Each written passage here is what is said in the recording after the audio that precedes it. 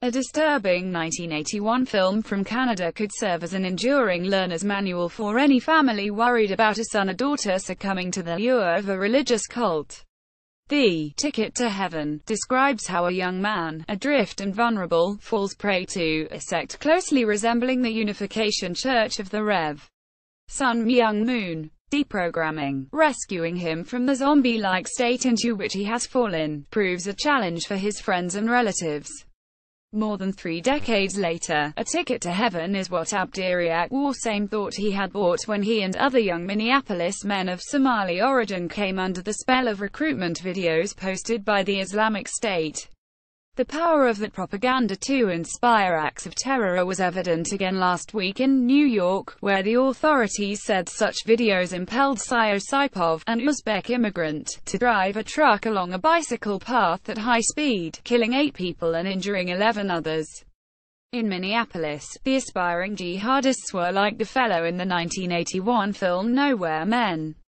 They felt distant from both family traditions and the conventions of their adopted country.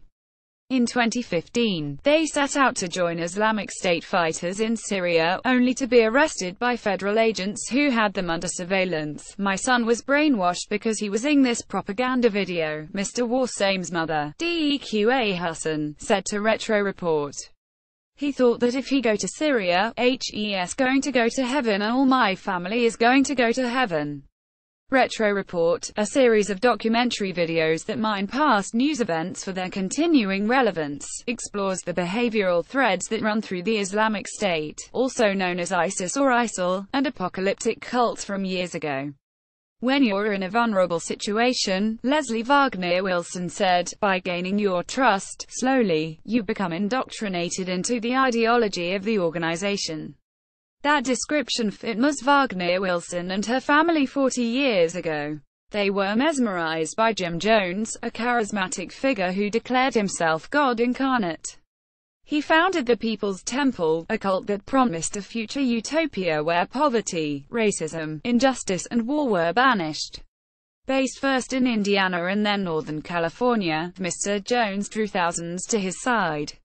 But he became ever more paranoid, and his behavior ever more erratic and menacing. In the mid-1970s he moved his flock to a jungle base in Guyana called Jonestown. On November 18, 1978, feeling threatened by deepening scrutiny from American officials and the news media, Mr. Jones organized one of history's most devastating acts of mass suicide and murder. He compelled his followers to drink a fruit punch laced with cyanide. Ms. Wagner Wilson managed to escape in time with her young son. Others in her family were not so fortunate. They along with more than 900 others, including at least 270 children, their boss strewn across the jungle floor. The horror shocked the world and gave rise to a lasting expression for blind adherence to a perilous idea: drinking the Kool-Aid. Jonestown was not the last cult twisted by visions of apocalypse. Aum Shinrikyo in Japan, the Branch Davidians in Texas, Heaven's Gate in California, the non-religious Manson family, all had faithful disciples. All embraced death. Now, groups like the brutal Islamic State and the Shabab in East Africa are magnets for several thousand readily duped Westerners, including scores of Americans. Many of them feel isolated from family and community, and long for something to believe in. They're typically young men like Minneapolis Somalis. ISIS tries to instill that there is something greater that you can be doing, Mr. Warsame said in an interview last year with the CBS show 60 Minutes, after his arrest and before a federal judge sentenced him to 30 months in prison. "It kind of takes control of you," he said. Social media and videos are powerful recruiting tools that the Islamic State has exploited skillfully and aimed at young people like him and his friends.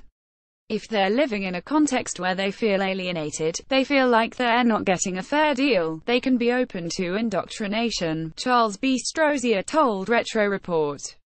Mr. Strozier, a psychoanalyst who is the founding director of the Center on Terrorism at John Jay College of Criminal Justice in New York, added, "They're susceptible to thinking of these larger messages which come flooding at them through the internet. They are not necessarily beyond salvation, though. Almost as if Ticket to Heaven were a training film, the federal court in Minneapolis has turned to a version of deprogramming as a possible solution. Only the word used in connection with jihadists is de-radicalization. The court invited in Daniel Kuhler, founder of the German Institute on Radicalization and De-radicalization Studies in Berlin. Mr. Kuhler has concluded that extremists of all stripes share a sense that what is wrong with the world and what is wrong in their own lives are intertwined. Many high school or college students feel woebegone parents are annoying or teachers are oppressive. Most young people figure out that there are various ways to cope. But for someone who has been radicalized, say, a teenager led to believe that his religion is being persecuted, the perspective can narrow and obvious solutions fade except maybe violence. Mr. Kuhler calls it depluralization. What he attempts, he told Retro Report, is to repluralize the worldview, make it broader again, make them understand that there are no easy answers for single problems. That means, in part, reintegrating them back into the larger society and inculcating skills other than how to fire an AK-47 or strap on a suicide vest. He thinks that progress has been made with some of the young Somali men, but not all. The judge in Mr. Warsame's case, Michael J. Davis, said he remained unpersuaded that the defendant had abandoned jihadist aspirations.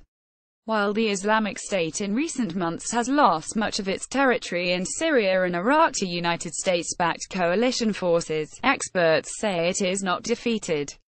Thousands of militants remain in those two countries and presumably are still able to tempt gullible Western recruits, who are within reach via laptops and smartphones. And there's always a chance that new death-hugging cults will arise. If the past is a guide, some young people are bound to be seduced into picking up a gun, convinced it's their ticket to heaven. The video with this article is part of a documentary series presented by the New York Times. The video project was started with a grant from Christopher Buck. Retro Report, led by Kyra Darnton, is a non-profit video news organization that aims to provide a thoughtful counterweight to today's 247 news cycle. Previous episodes are at nighttimes.com. Retro Report.